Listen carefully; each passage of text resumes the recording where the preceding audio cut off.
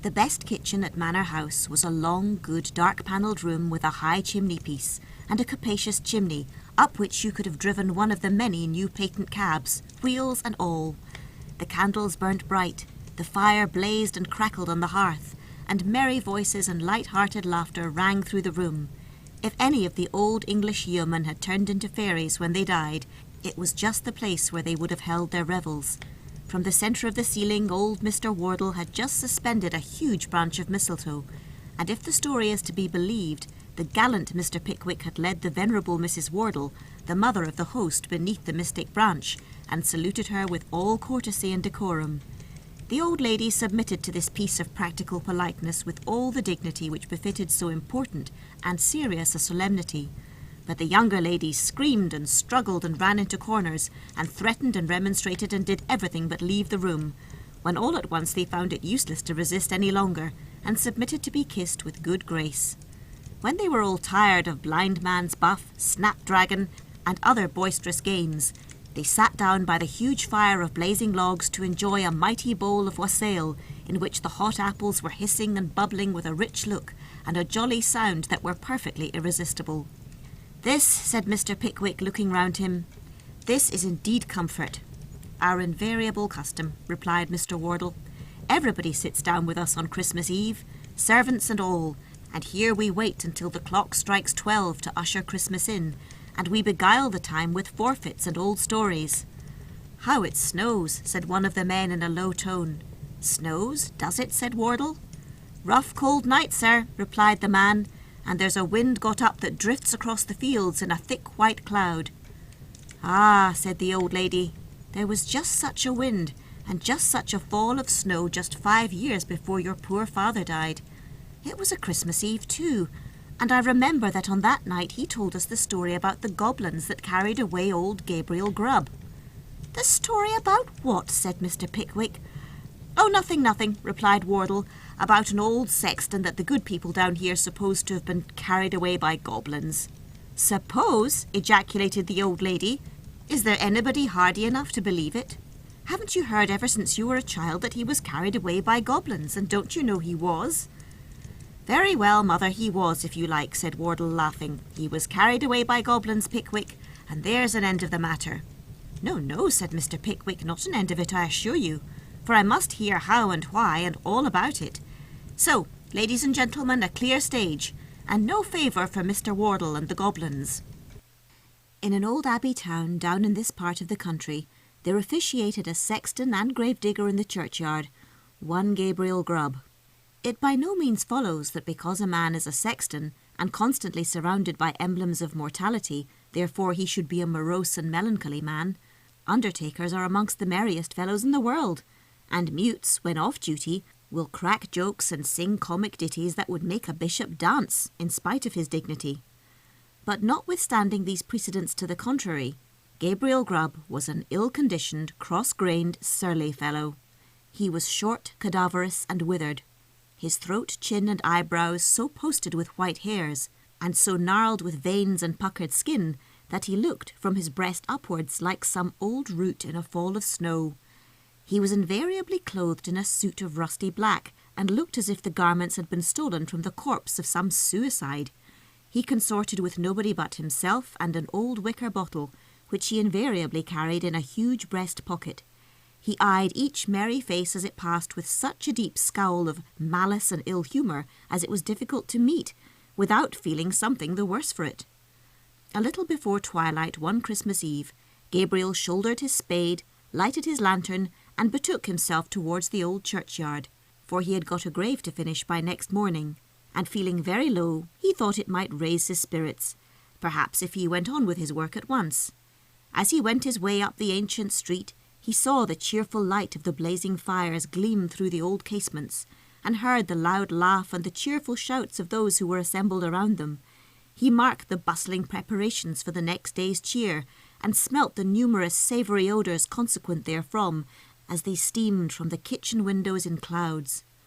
All this was gall and wormwood to the heart of Gabriel Grub, and when groups of children bounded out of the houses, tripped across the road and were met, before they could knock at the opposite door, by half a dozen curly-headed little rascals who crowded round them as they flocked upstairs to spend the evening in their Christmas games, Gabriel smiled grimly and clutched the handle of his spade with a firmer grasp as he thought of measles, scarlet fever, thrush, whooping cough, and a good many other sources of consolation besides. In this happy frame of mind, Gabriel strode along, returning a short sullen growl to the good-humoured greetings of such of his neighbours as now and then passed him, until he turned into the dark lane which led to the churchyard. Now Gabriel had been looking forward to reaching the dark lane, because it was, generally speaking, a nice, gloomy, mournful place, into which the townspeople did not much care to go, except in broad daylight and when the sun was shining. Consequently, he was not a little indignant to hear a young urchin roaring out some jolly song about a Merry Christmas in this very sanctuary, which had been called Coffin Lane ever since the days of the old abbey and the time of the shaven-headed monks. As Gabriel walked on and the voice drew nearer, he found it proceeded from a small boy who was hurrying along to join one of the little parties in the old street, and who, partly to keep himself company, and partly to prepare himself for the occasion, was shouting out the song at the highest pitch of his lungs. So Gabriel waited until the boy came up, and then threatened him with a severe drubbing if he did not at once leave off making such a noise. And as the boy hurried away with this angry admonition ringing in his ear, Gabriel Grub chuckled very heartily to himself, and entered the churchyard, locking the gate behind him. He took off his coat, put down his lantern, and getting into the unfinished grave, worked at it for an hour or two with right good will. But the earth was hardened with the frost, and it was no very easy matter to break it up and shovel it out, and although there was a moon, it was a very young one, and shed little light upon the grave, which was in the shadow of the church. At any other time these obstacles would have made Gabriel Grub very moody and miserable, but he was so well pleased with having stopped the small boy's singing that he took little heed of the scanty progress he had made, and looked down into the grave when he had finished work for the night with grim satisfaction, murmuring as he gathered up his things, "Brave lodgings for one, brave lodgings for one, a few feet of cold earth when life is done, a stone at the head, a stone at the feet, a rich juicy meal for the worms to eat, rank grass overhead and damp clay around, brave lodgings for one there in holy ground." "Ho, ho!" laughed Gabriel Grub as he sat himself down on a flat tombstone which was a favourite resting place of his, and draws forth his wicker bottle. "A coffin at Christmas? A Christmas box? Ho, ho, ho, ho!" "Ho, ho, ho!" repeated a voice, which sounded close behind him. Gabriel paused in some alarm, in the act of raising the wicker bottle to his lips, and looked around. The bottom of the oldest grave around him was not more still and quiet than the churchyard in the pale moonlight. The cold hoar frost glistened on the tombstones, and sparkled like rows of gems among the stone carvings of the old church. The snow lay hard and crisp upon the ground, and spread over the thickly strewn mounds of earth, so wide and smooth a cover that it seemed as if the corpses lay there hidden only by their winding sheets. Not the faintest rustle broke the profound tranquillity of the solemn scene. Sound itself appeared to be frozen up. All was so cold and still. "It was the echoes," said Gabriel Grub, raising the bottle to his lips again. "It was not," said a deep voice. Gabriel started up and stood rooted to the spot with astonishment and terror, for his eyes rested on a form that made his blood run cold. Seated on an upright tombstone close to him was a strange, unearthly figure, whom Gabriel felt at once was no being of this world. His long, fantastic legs, which might have reached the ground, were cocked up and crossed after a quaint, fantastic fashion. His sinewy arms were bare, and his hands rested on his knees. On his short round body he wore a close covering, ornamented with small slashes. A short cloak dangled at his back. The collar was cut into curious peaks, which served the goblin in lieu of ruff or neckerchief, and his shoes curled up at his toes into long points. On his head he wore a broad-brimmed sugar-loaf hat, garnished with a single feather. The hat was covered with the white frost, and the goblin looked as if he had sat on the same tombstone very comfortably for 200 or 300 years. He was sitting perfectly still. His tongue was put out as if in derision, and he was grinning at Gabriel Grub, with such a grin as only a goblin could call up. "It was not the echoes," said the goblin. Gabriel Grub was paralysed and could make no reply. "What do you here on Christmas Eve?" said the goblin sternly. I came to dig a grave, sir," stammered Gabriel Grub. "What man wanders among graves and churchyards on such a night as this?" cried the goblin. Gabriel Grub, screamed a wild chorus of voices that seemed to fill the churchyard.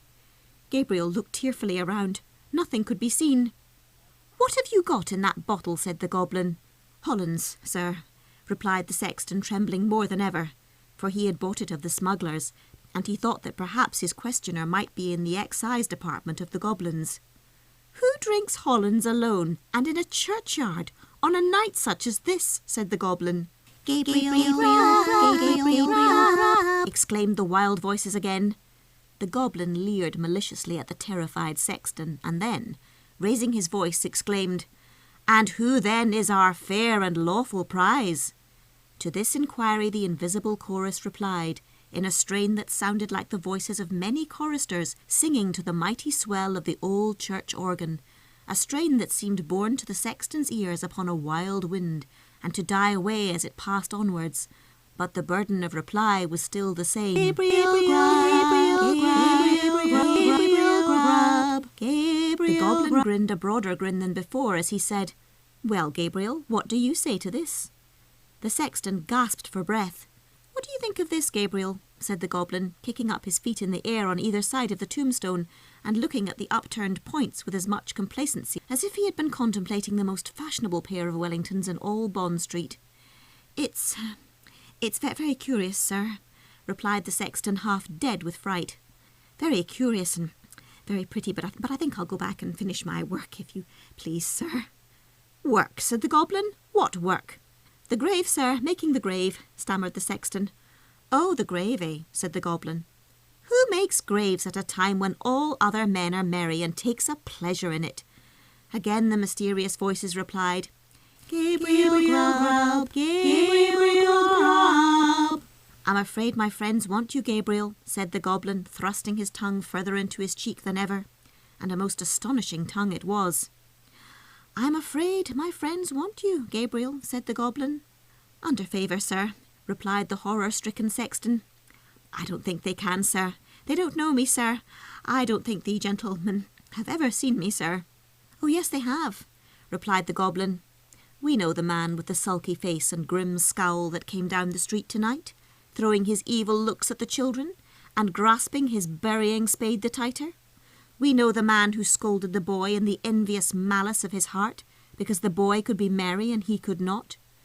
We know him. We know him." Here the goblin gave a loud, shrill laugh,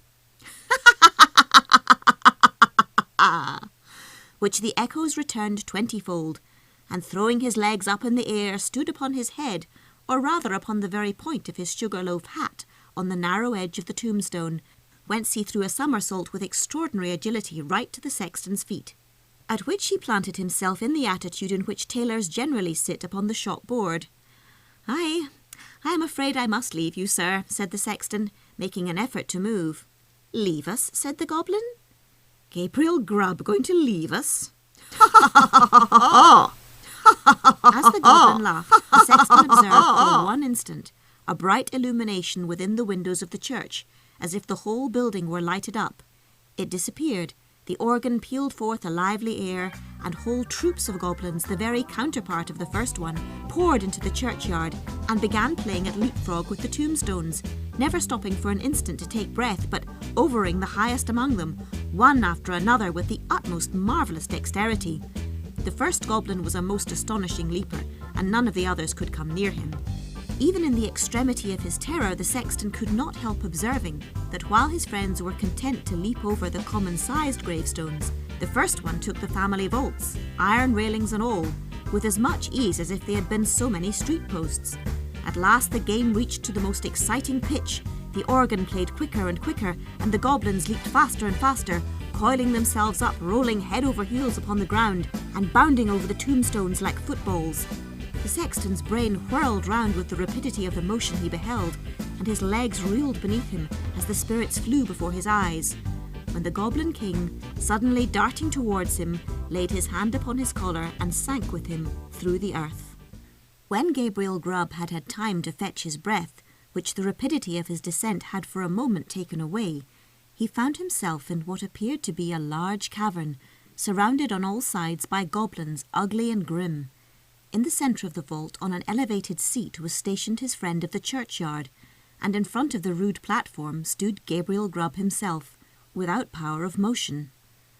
"Cold tonight," said the king of the goblins. "Very cold. A glass of something warm here."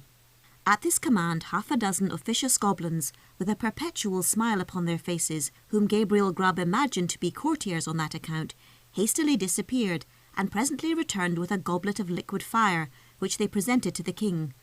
"Ah," cried the goblin, whose cheeks and throat were transparent as he tossed down the flame, "this warms one indeed.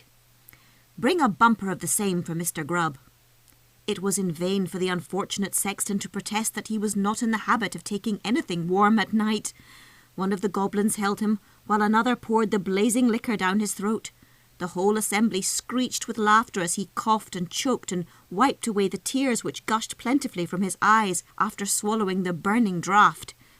"And now," said the king, fantastically balancing his sugar-loaf hat on the points of his snake-like fingers, "and now, show the man of misery and gloom a few of the pictures from our great storehouse."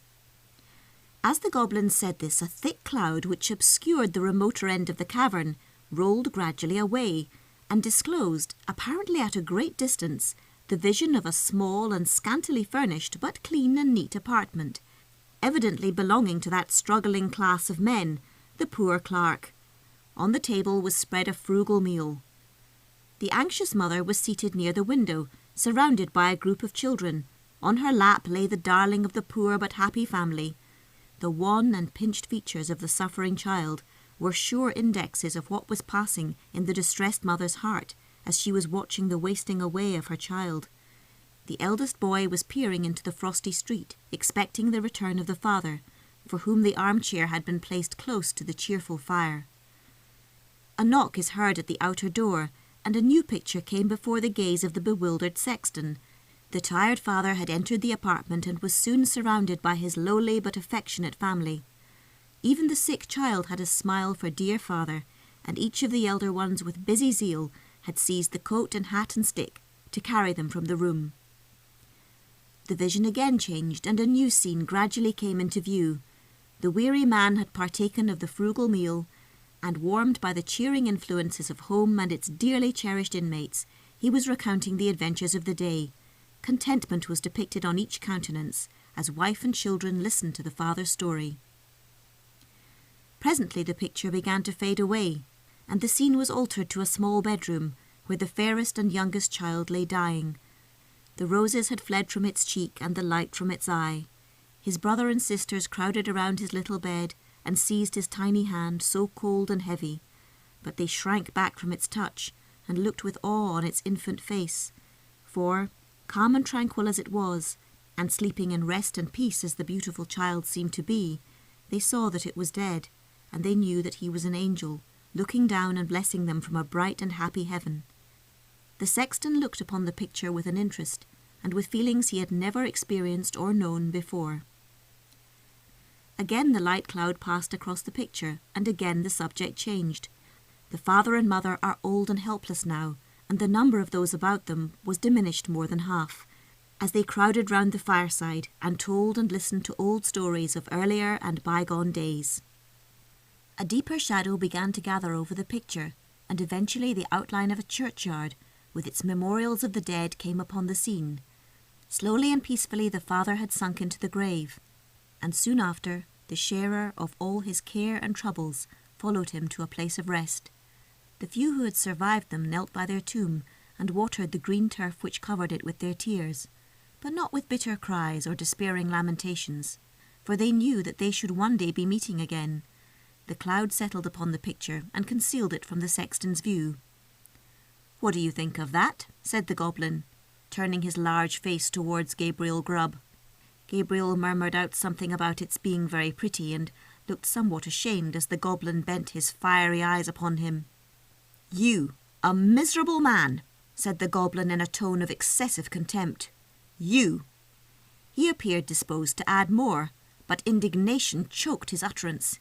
He lifted up his pliable legs as if for a signal, when on an instant poor Gabriel Grub was the butt for a series of kicks and pinches administered by a host of invisible goblins in waiting, who buzzed and tormented the wretched Sexton without mercy, obeying the invariable custom of courtiers on earth, who kick who royalty kicks, and hug who royalty hugs. "Show him some more," said the king of the goblins. At these words the cloud was dispelled, and a rich and beautiful landscape was disclosed to view. There is just such another today, within half a mile of the old abbey town. The sun shone from out the clear blue sky, the water sparkled beneath his rays, and the trees looked greener and the flowers more gay beneath his cheering influence. The water rippled on with a pleasant sound, the trees rustled in the light wind that murmured among their leaves, the birds sang upon the boughs, and the lark carolled on high her welcome to the morning. Yes, it was morning, the bright balmy morning of summer. The minutest leaf, the smallest blade of grass was instinct with life. The ant crept forth to her daily toil. The butterfly fluttered and basked in the warm rays of the sun. Myriads of insects spread their transparent wings and revelled in their brief but happy existence. Man walked forth elated with the scene, and all was brightness and splendour. "You, a miserable man," said the king of the goblins in a more contemptuous tone than before, and again the king of the goblins gave the signal by a flourish of his legs, and again the attendant goblins inflicted their torments on the body of the miserable Sexton. Many a time the cloud went and came, and many a lesson it taught to Gabriel Grub, who, although his arms and legs smarted with pain from the cuffs and pinches of his merciless tormentors, looked on each passing scene with an interest nothing could diminish. He saw that men who worked hard and earned their scanty bread with lives of labour were cheerful and happy. He saw those who had been delicately nurtured and tenderly brought up, cheerful under privation and superior to suffering. He saw that women, the tenderest and most fragile of all God's creatures, were oftenest superior to sorrows, adversity, and distress. And he saw that it was because they bore in their own hearts an inexhaustible wellspring of affection and devotion. Above all, he saw that men like himself, who snarled at the mirth and cheerfulness of others, were the foulest weeds on the fair surface of the earth, and setting all the good of the world against the evil, he came to the conclusion that it was a very decent and respectable sort of world after all. No sooner had he formed it, that the cloud which closed over the last picture seemed to settle on his senses, and lull him to repose. One by one the goblins faded from his sight, and as the last one disappeared, he sank to sleep. The day had broken when Gabriel Grub awoke and found himself lying at full length on the flat gravestone in the churchyard, and the wicker bottle lying empty at his side, and his coat, spade, and lantern all well whitened by the last night's frost scattered on the ground. The stone on which he had first seen the goblin stood bolt upright before him, and the grave at which he had worked the night before was not far off. At first he began to doubt the reality of his adventures, but the acute pain in his limbs, when he attempted to rise, assured him that the pinching and cuffs of the goblins were certainly not ideal.